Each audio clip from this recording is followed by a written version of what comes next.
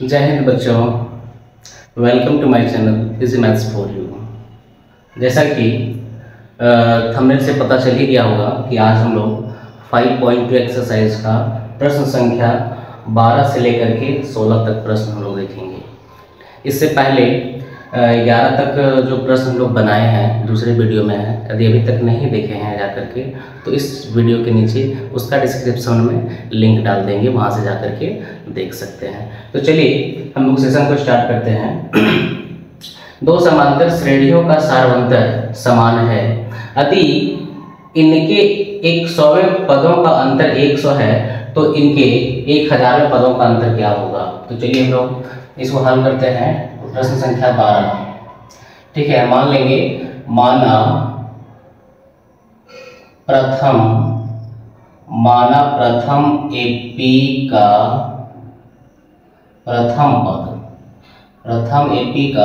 प्रथम पद बराबर ए और दूसरे एपी का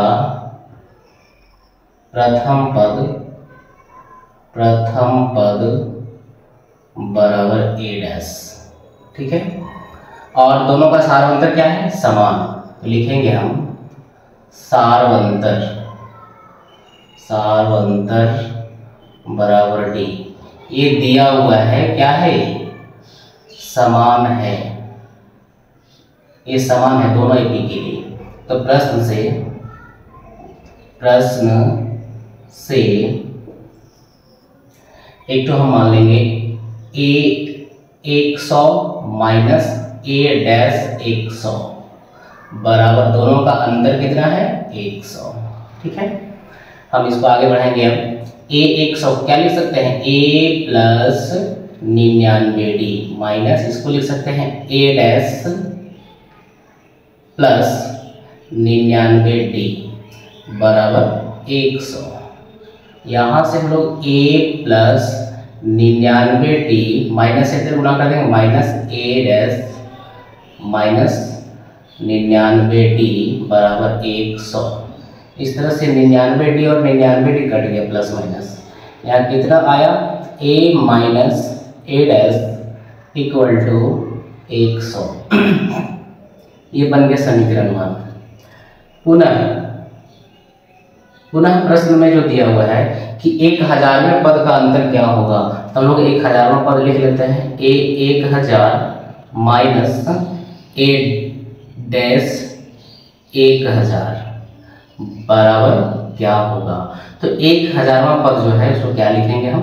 ए प्लस 999D, एक हटा करके लिखते हैं और इसमें ए डैश प्लस 999D, ठीक है।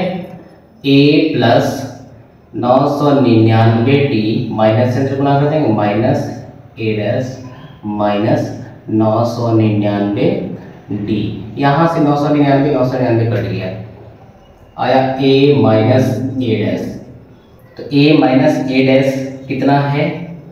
a माइनस ए डैश हम निकाले हैं 100, तो इसके बदले यहाँ 100 लिख देंगे। यहाँ लिखेंगे हम समीकरण 1 से, ठीक है। अतः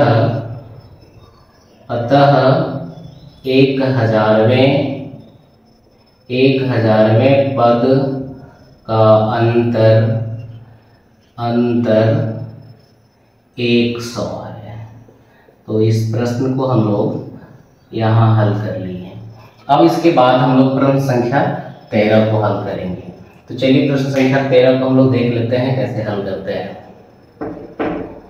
प्रश्न संख्या 13 में है 3 अंकों वाली कितनी संख्याएं 7 से विभाज्य है, ठीक है।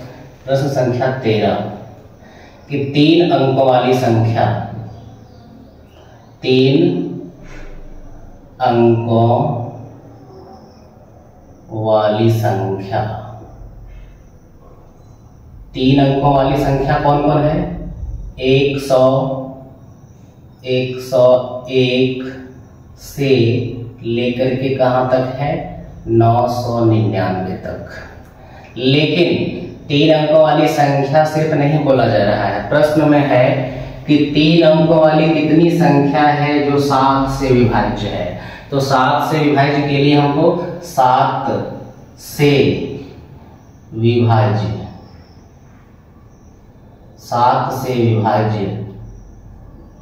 3 अंकों वाली संख्या, ये तो हम लिखे 3 अंकों वाली संख्या 100 से लेकर के 999 तक है, लेकिन 7 से विभाज्य होने वाली कहां से स्टार्ट होता है? 105, ठीक है, 112, इस तरह से dot dot dot dot dot dot 999 से पहले, ऐसा हम यहाँ चेक करके देख लेते हैं, 999 भी लेते हैं, 7 से इसको भगा देते हैं, 7 एकम 7, 2 9, 9 उतारेंगे, 7 चौक 28, 1, ठीक है। अब इस 9 के जगह में यहाँ कौन सी संख्या रखेंगे जो पूरा पूरा भाग लग जाएगा? तो ये 7 रखेंगे, 4 रखेंगे, तो 4 रखेंगे तो उतरेगा 14 हो जाएगा, 7 2 9 14, एक कट गया, ठीक है। तो इस तरह से मेरा अंतिम संख्या क्या हो जाएगा? 994, ठीक है। इस तरह से निकालने के लिए हम लोग सीख गए कि अंतिम संख्या कैसे निकालेंगे। अब इसमें हम लोग देखेंगे संख्या कितना है जो 7 से विभाज्य है। A1 बराबर 105, A2 बराबर 112 और AN कितना दिया हुआ है? 994। D निकाल लेते हैं, D बराबर A2 minus A1, D equal to A2 कितना है? 112 माइनस 105 बराबर 112 में 105 घटाएंगे 7 आएगा, तो D का मान 7 आया। मेरा अंतिम पद कितना दिया हुआ है? AN बराबर 994। अंतिम पद का फॉर्मूला लिख देंगे, A plus N minus 1 into D बराबर 994। A का मान कितना है? 105 प्लस N माइनस 1, D का मान कितना है? 7 बराबर 994। अब यहाँ हम आगे हल करेंगे, 105 प्लस 7 से n में गुना करेंगे 7n माइनस 7 से 1 में गुना करेंगे 7 बराबर 994। अब 7 इसमें घटा देंगे, 105 में हम 7 घटाएंगे तो कितना हो जाएगा? 98 प्लस 7n बराबर 994। अब 98 को इधर ले आएंगे, 7n बराबर 994 माइनस 98 को इधर ले आएंगे, माइनस कर देंगे 98। अब 98 इसमें घटा देंगे, 7n बराबर 98 घटाएंगे कितना हो जाएगा? 6, यानी 14 में 8 गया 6, यहाँ बचा 8, 18 में 9 गया 9, यहाँ बचा 8। अब 7 से इसको भागा दे देंगे, n बराबर 896 भागा 7, 7 से भागा देंगे कितना में? 7 एकम 7,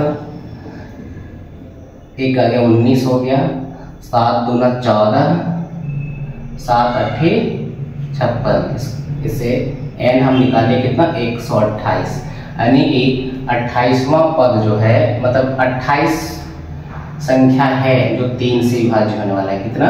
28। इस तरह से इस प्रश्न का आंसर हम लोग यहाँ निकाल लिए। चलिए अब हम लोग प्रश्न संख्या 14 को बनाएंगे, तब तक इस प्रश्न को हम लोग मिटा देते हैं। प्रश्न संख्या 14, 10 और 250 के बीच 4 के गुणज, तो 4 का गुणज मतलब 4 से जो भागा लगे, तो 10 से आगे कौन सी संख्या लिखेंगे? 12, 16, 20 डॉट डॉट डॉट। इस तरह से 250 से पहले कौन सी संख्या है जो 4 से हम लोग भागा दे सकते हैं?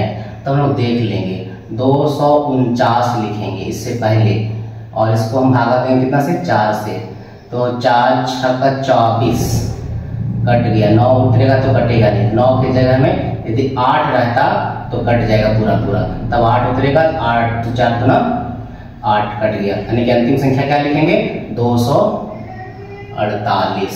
इस तरह से हम लोग अंतिम संख्या इसमें निकालते हैं। चलिए अब इस प्रश्न को हम लोग हल करते हैं।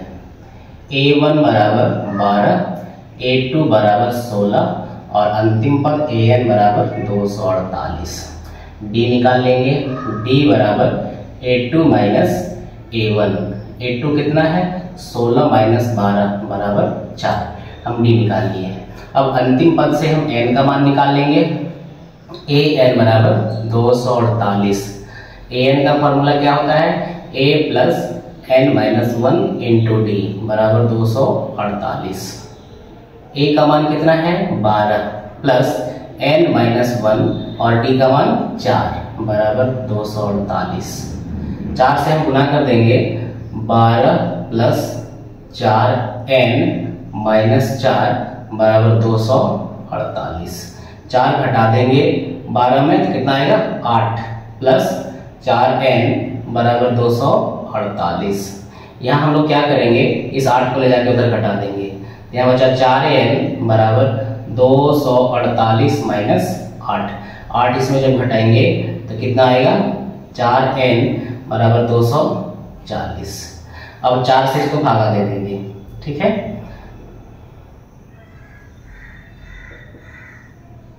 n बराबर 4 से भागा दे देंगे, कितना हो जाएगा? 240 बटे 4। 4 एकम 4, 4 छक्का 24, 1 0। n का मान कितना निकला? 60।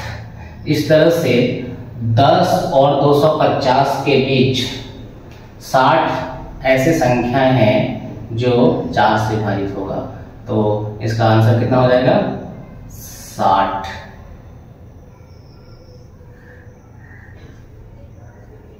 ठीक है, अब हम लोग प्रश्न संख्या 15 को हल करेंगे। तब तक यदि चैनल पे नए विजिट किए हैं, चैनल को सब्सक्राइब करना बिल्कुल ना भूलें, क्योंकि स्टेट बोर्ड, ठीक है, बोर्ड एग्जाम के लिए अति महत्वपूर्ण प्रश्न है जो कि बार बार इस तरह का प्रश्न पूछा जाता है। अब हम लोग प्रश्न संख्या 15 को हल करेंगे। n के किस मान के लिए दोनों समांतर श्रेणियों 63, 65, 67 और 3, 10, 17 के nवां पद बराबर होंगे। तो हम लोग बनाएंगे इसको इस तरह से। प्रश्न संख्या 15। अब पहला जो एपी दिया हुआ है उसको लिखेंगे। एपी क्या दिया हुआ है? 63, 65, 67 डॉट डॉट डॉट। इसमें हम लोग nवां पद निकाल लेंगे, अंतिम पद। ठीक है, a1 बराबर 63, a2 बराबर 65, d कितना है? a2 minus a1। a2 मेरा है 65 माइनस 63 बराबर 2। इसका अंतिम पद निकाल लेते हैं। ठीक है, इस प्रश्न का अंतिम पद an क्या फॉर्मूला होता है? a plus n minus 1 into D. a का मान है 63 प्लस n माइनस 1, d का मान अभी निकाले हैं 2। आगे लिखेंगे हम 63 प्लस 2n माइनस 2। 63 में 2 घटा देंगे, हो जाएगा 61 प्लस 2n। इस तरह से nवां पद निकाल लिए हम 61 प्लस 2n, ये समीकरण 1। अब दूसरा एपी क्या दिया हुआ है? एपी जो है, दूसरा एपी है मेरे पास 3, 10, 17 डॉट डॉट डॉट। इसमें a1 कितना है? 3, a2 10। इसमें भी हम लोग d निकालेंगे। d बराबर a2 माइनस a1। a2 कितना है? 10 माइनस 3। 10 में से 3 हटा देंगे, 7। इसका भी अंतिम पद निकालेंगे।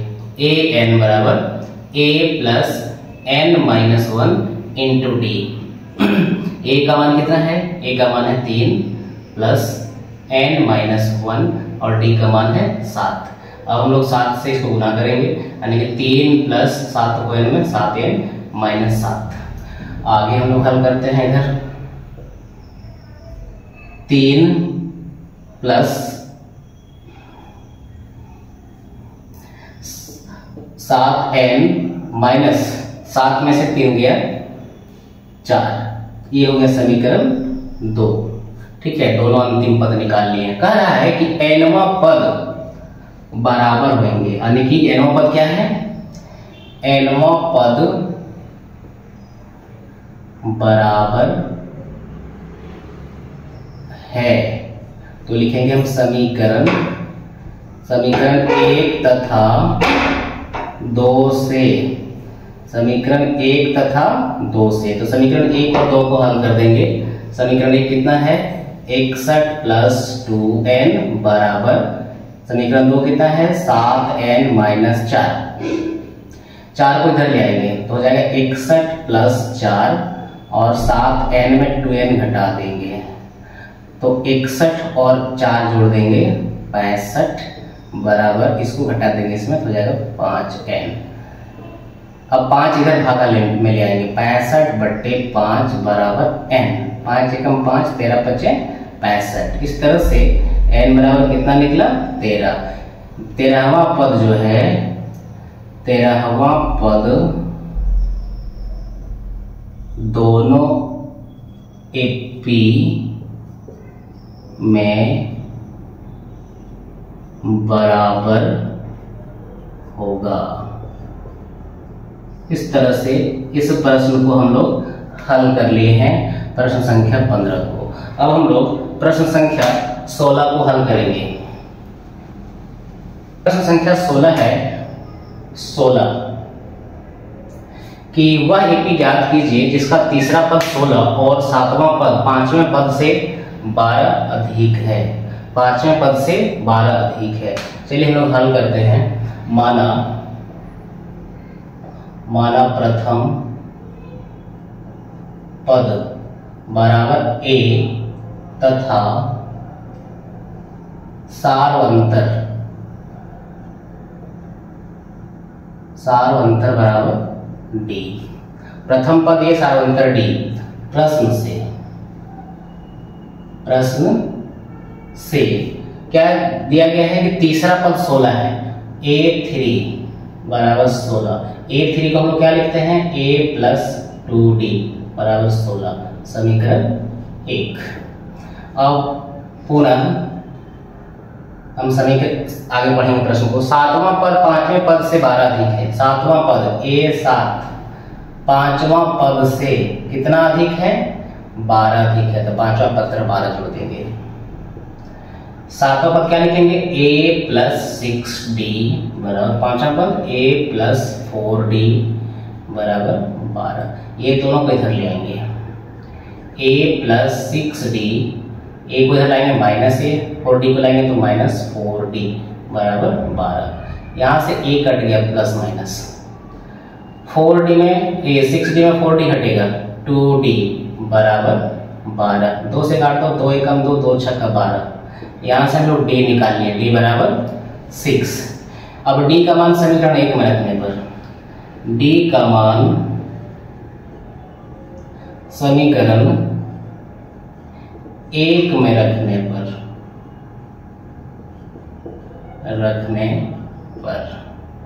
तो 1 में रख देते हैं, a प्लस 2 गुना d का मान 6 इक्वल टू 16, a प्लस 12 बराबर 16, 12 उधर घटा देंगे तो a बराबर 16 माइनस 12 बराबर 4। इस तरह से a का मान हम लोग 4 निकाल लिए हैं और d का मान 16। हमको निकालना क्या है, हमको AP निकालना है, ठीक है, AP हमको AP चाहिए। तो AP का फॉर्मूला क्या होता है, a plus d, a plus 2d, a plus 3d dot dot dot, ठीक है, ये AP होता है। और यदि AP पता नहीं इस तरह से तो इसका जो इंट्रोडक्शन क्लास है इसको जा करके देख लें, इस चैनल के नीचे मिल जाएगा और वहां से समझ जाइएगा। a का मान, अब यहाँ a का मान हम लोग लिख देंगे कितना है, 4, इसमें 4 प्लस d का मान 6 प्लस यहाँ पर भी हम लोग लिखेंगे a का मान 4 प्लस 2 गुना d का मान 6, a का मान 4 प्लस 3 गुना d का मान 6 डॉट डॉट डॉट। आगे हल करेंगे, 4 6 और 4 10, 6 दूना 12 और 4 जोड़ देंगे 16, 6 3 18 और 4 22, डॉट डॉट डॉट। इस तरह से इस प्रश्न को भी हल कर लिए और ये प्रश्न है मेरा 80। तो प्रश्न संख्या 16 तक हम लोग हल कर लिए हैं। इसके बाद एक वीडियो और लगेगा बनाने में, जो कि सारा जो प्रश्न बचा हुआ है उस प्रश्न को हम लोग उसमें हल कर लेंगे।